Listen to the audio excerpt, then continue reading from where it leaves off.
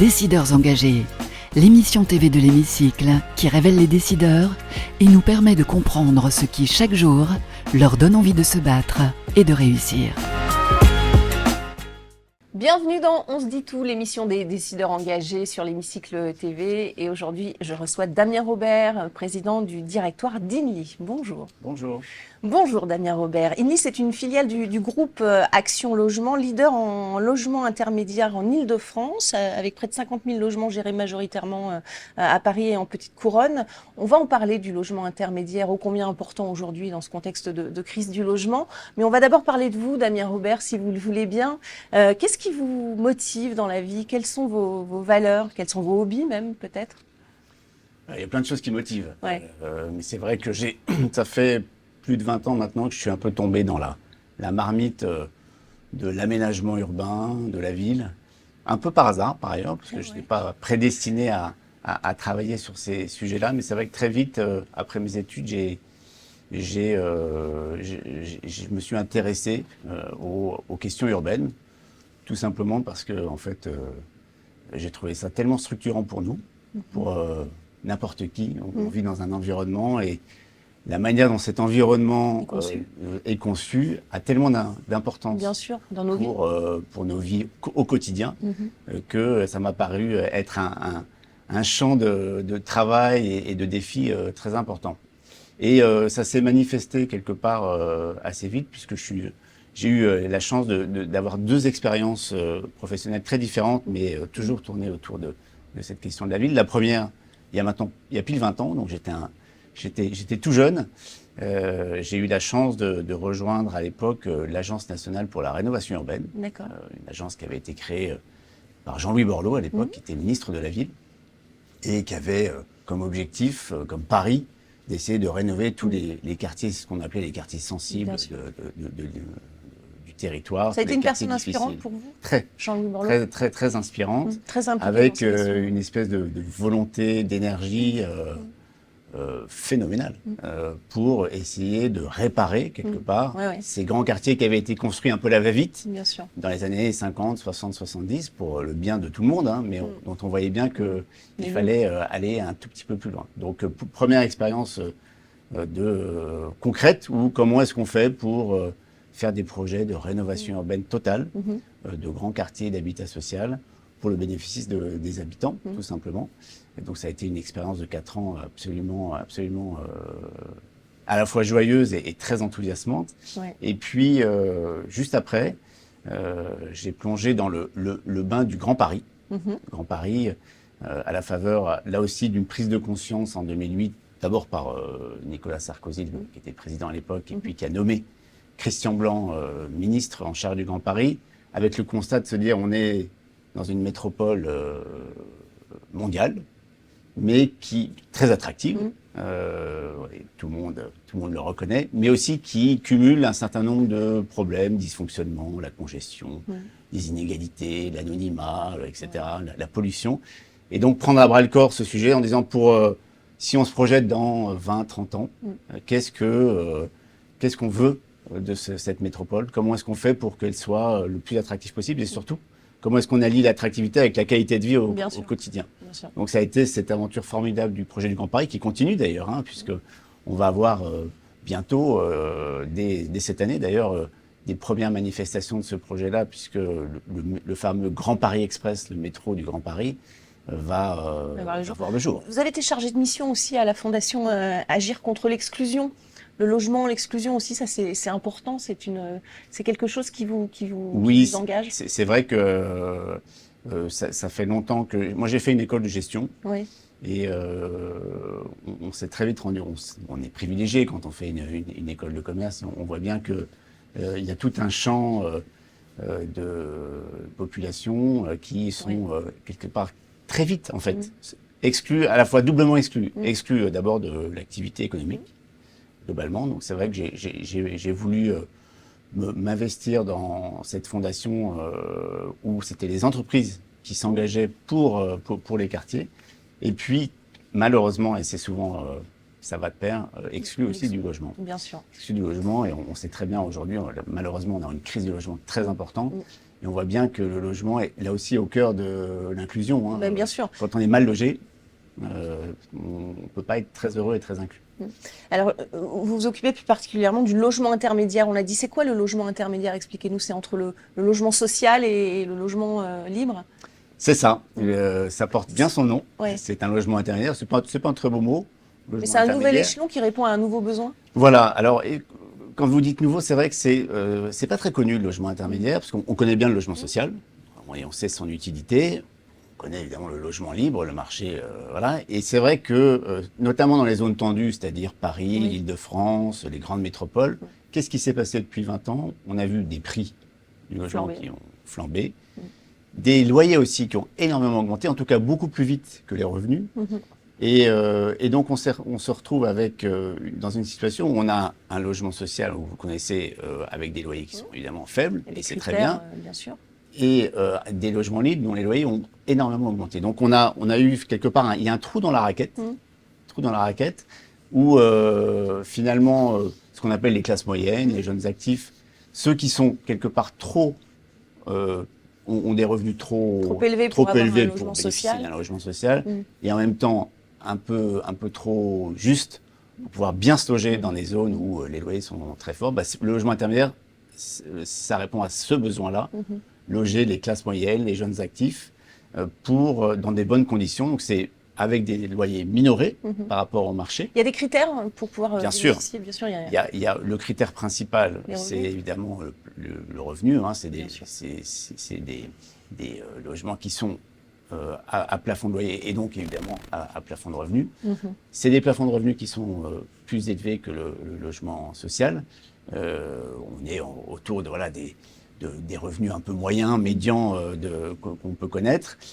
Et ça permet généralement à des jeunes actifs soit de se loger un peu plus grand que ce qu'ils pourraient faire dans le marché libre, soit plus près des transports ou plus près des lieux du lieu où ils travaillent. Tout à fait. Et j'imagine que les listes sont longues avec, dans ce contexte d'inflation, il faudrait construire 200 000 logements en Ile-de-France, c'est ça hein, C'est ça, vous avez les bons chiffres. À la demande, c'est énorme. En fait, le logement intermédiaire, il y en a peu. Puisque c'est une offre en fait qui est relativement nouvelle, en tout cas dans sa nouvelle configuration. Ça a été entre guillemets réinventé en 2014-2015. Le gouvernement a fait le constat qu'il fallait développer cette offre-là, ce concept-là, et donc a institué un dispositif d'aide qui nous permet de le faire. Depuis, effectivement, on en construit de plus en plus, mais on est parti de quasiment rien. Ouais, bien sûr. Et par rapport les élus suivent aussi, construisent? Alors les élus suivent, les élus de plus en plus comprennent finalement la pertinence entre guillemets, de cette offre-là. Mais c'est vrai qu'on part de très loin. Les élus, aujourd'hui, un maire, d'abord, il veut faire du logement social et c'est bien normal. Oui, parce qu'il y a parce qu'il a des besoins, il a des listes d'attente. Bien sûr. Et donc, il connaît les personnes qui en ont besoin. Il veut aussi développer son territoire avec du logement libre. Et donc, ce qu'on essaye de lui expliquer, ce que j'essaie d'expliquer quand je vais voir un élu, c'est qu'entre les deux, il faut aussi loger ces personnels de mairie, le personnel hospitalier, les personnes qui travaillent dans les entreprises du territoire. Et donc, il faut ce logement intermédiaire. Ça marche. Hein. De plus en plus, les élus comprennent qu'il faut en développer. La question, c'est évidemment, il faut accélérer le rythme. Vous avez raison de dire que aujourd'hui, c'est pas moi qui le dis, c'est l'inspection des finances et le ministère du logement évalue à peu près 200 000 logements supplémentaires qu'il faudrait construire, intermédiaires, dans les 10 prochaines années, en Ile-de-France. Rien qu'en Ile-de-France, il y a à peu près 30 000 en France, hein, si les chiffres et il faudra à peu près la même chose sur l'ensemble du territoire. Alors c'est construire, mais est-ce qu'on ne peut pas réhabiliter aussi ça aussi, ça peut être une des pistes, en respectant évidemment tous les critères énergétiques aujourd'hui. C'est un enjeu, ça. Vous avez raison, c'est construire, mais c'est aussi de plus en plus essayer de ce qu'on appelle le recycler, reconstruire la ville sur la ville. On voit bien aujourd'hui qu'on est quelque part face à un paradoxe. Il faut construire des logements, on n'en construit pas assez, parce qu'on a encore une population qui grandit et un phénomène de décohabitation qui fait qu'on a besoin de logements, notamment dans les zones tendues. Et en même temps, on ne peut plus s'étaler. C'est un des vrais sujets de la ville, c'est-à-dire qu'aujourd'hui, on ne peut plus grignoter les espaces naturels. Donc, qu'est-ce qu'il faut faire? Il faut à la fois promouvoir une certaine densité, plus dense, pas partout, mais là où on peut. Et puis, effectivement, recycler, donc réhabiliter. On a beaucoup de bureaux, d'immeubles d'activité, quelque part même quelquefois de logements qu'il faut recycler et remettre sur le marché. Donc, effectivement, le logement intermédiaire, ça peut être du logement neuf, mais ça peut être aussi du logement réhabilité. Et dans les 10 prochaines années, on sait que ça sera de plus en plus le cas. On va passer à la question d'une grande école. Vous connaissez le principe. Vous avez choisi une question parmi plusieurs questions qui ont été proposées par ces étudiants de l'ESCP aujourd'hui, l'École supérieure de commerce de Paris, le ESCP Business School. C'est tout de suite après le jingle.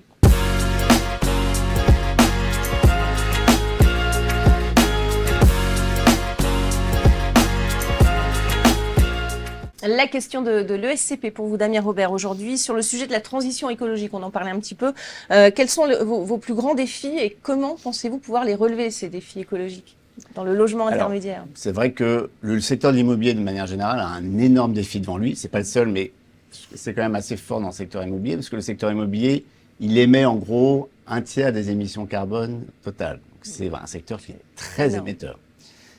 Et donc, tout le secteur immobilier a devant lui cet immense défi de réduire très drastiquement, pour pouvoir même annuler ses émissions carbone à horizon, on va dire, d'une génération. Et nous, en tant que bailleurs de logements intermédiaires et constructeurs de logements intermédiaires, on est dans la même situation. Donc, effectivement, le plus grand défi, c'est d'arriver, tout en continuant à construire, à développer du patrimoine, à le faire en réduisant notre empreinte très, très fortement et très vite. Divisé par 2 en 2030 et quasiment l'annuler à horizon 2040. C'est un immense défi et ça veut dire qu'il faut agir sur tous les leviers, à la fois évidemment en rénovant le patrimoine existant. On a doublé nos investissements sur le patrimoine existant, changer les modes de chauffage, raccorder au chauffage urbain, isoler, revoir évidemment les toitures, les menuiseries, etc. Très très gros travail d'investissement. Et puis, dans la partie plus neuve, essayer de développer des logements les plus qualitatifs possibles. On arrive aujourd'hui à faire des logements quasiment passifs, c'est-à-dire où les charges d'énergie sont très faibles. C'est un enjeu écologique, mais j'ai aussi envie de dire que c'est un enjeu économique, parce qu'on se rend compte aujourd'hui que dans une quittance pour un ménage, les factures d'énergie des ménages, les factures d'énergie représentaient 20% du loyer. Aujourd'hui, c'est 30%. Donc, si on arrive à réduire, évidemment, on atteint notre objectif écologique, mais on arrive à redonner du pouvoir d'achat aussi aux ménages qui sont dans nos logements. Donc, c'est doublement gagnant, mais c'est très ambitieux. L'environnement, on parle d'environnement, bien sûr, d'écologie, mais il y a l'environnement, le bien-être aussi, les quartiers, ça aussi, c'est un enjeu important. Très important, effectivement, vous avez raison de le souligner. Notre politique, nous, c'est d'investir forcément dans les zones raccrocher déjà un transport public lourd, à moins de 1 km d'un métro, d'un tram ou d'un train. Pourquoi? Pour éviter à nos locataires de faire trop de transport. Et puis, évidemment, c'est de participer quand on rénove ou quand on construit. On le fait pas n'importe où, on le fait dans un territoire qui a ses spécificités. Et donc, il faut évidemment qu'on participe. C'est ce qu'on essaie de faire avec les collectivités. À l'économie locale. Participer à l'économie locale. À l'aménagement des espaces publics et évidemment, on va dire, à l'insertion de nos logements, la bonne insertion dans le territoire. La question de Deloitte à présent, Deloitte, grand cabinet de conseil et d'audit, c'est juste après le jingle.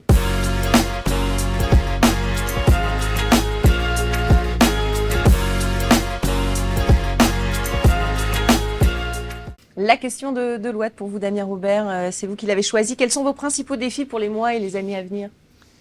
Alors, outre le défi écologique qui est évidemment majeur, le défi d'Inly, il est spécifique d'Inly, je pense, c'est de réussir à bien accompagner le projet du Grand Paris, justement. On a la chance, nous, Inly est un des leaders du logement intermédiaire en Île-de-France. On a 50 000 logements en gestion sur le territoire. Et l'Île-de-France, c'est une région qui est très attractive et qui va être de plus en plus attractive, notamment avec un grand métro qui arrive et des quartiers qui vont se construire autour de ces stations-là pour devenir, on l'espère en tout cas, une métropole beaucoup plus multipolaire avec beaucoup plus de centralité qu'on a aujourd'hui. Paris est aujourd'hui un peu... voilà, il y a Paris et puis il y a la banlieue. Il faut qu'on qu'on passe à autre chose, qu'on devienne une vraie métropole. Et nous, il faut qu'on accompagne ça. Donc on accompagne les collectivités dans leur développement. On a un phénomène quasi mondial dans les grandes métropoles, c'est que quand les métropoles se développent, il y a un phénomène de relégation, malheureusement, qui se passe, c'est-à-dire que les prix montent. Bien sûr. Et les populations les plus, on va dire, les plus en difficulté partent le plus loin possible. Il faut éviter faut à tout prix juguler ces populations, ce phénomène de relégation. C'est une des solutions du logement intermédiaire, c'est d'arriver justement dans les quartiers qui vont se gentrifier, comme on dit, réussir à garder une certaine diversité. Et donc, tout notre rôle, c'est d'arriver à convaincre les maires de construire du logement intermédiaire pour éviter justement que ces populations ne soient reléguées. Construire du logement intermédiaire, ça coûte cher aussi avec le coût des matières premières aujourd'hui. Est-ce que ça a un impact aussi sur les loyers, malheureusement? Enfin, il y a aussi cet aspect-là. Bien sûr, on a subi là, depuis 10 ans effectivement une inflation forte des matériaux, du coût de l'argent et malheureusement du coût du foncier, parce que le foncier est rare et donc il est cher. On essaie, nous, dans la mesure du possible, à ne pas répercuter cette hausse de coûts sur les loyers, parce que sinon, on est à côté de notre objet social, bien évidemment. Mais c'est vrai que l'équation est de plus en plus compliquée, de plus en plus difficile. On va passer à la question de l'hémicycle, si vous le voulez bien, c'est juste après le jingle.